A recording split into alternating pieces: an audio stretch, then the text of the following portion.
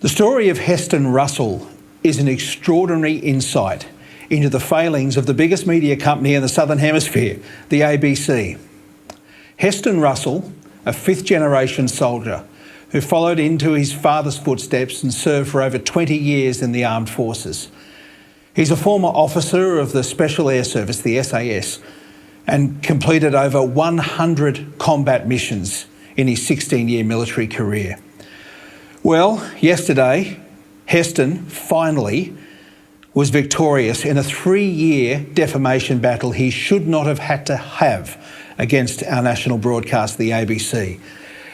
The courts don't often find the way they should, but they did yesterday, and well done to Federal Court Justice Michael Lee, who found that the young veteran was indeed defamed, very maliciously, by journalists who wrongly claimed he had murdered an Afghan prisoner, or in other words, a war criminal.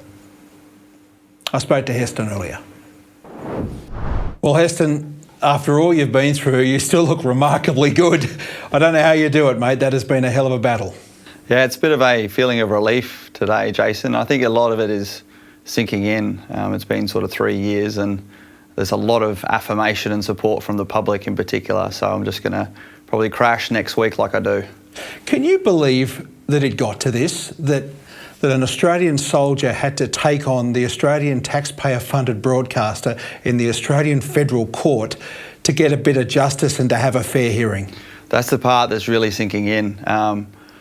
You know, I've had the values of freedom of speech and freedom of press thrown at me so much over the last 3 years, and I really feel a deep animosity and resentment towards Australia a little bit, to be honest, mate, because they're the sort of things that me and my guys went away to fight for.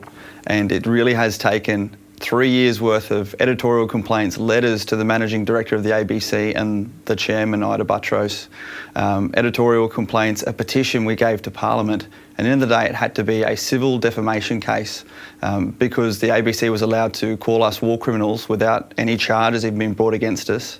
And then I had to be able to personally afford to take them to court to get that justice. It's a lot to swallow.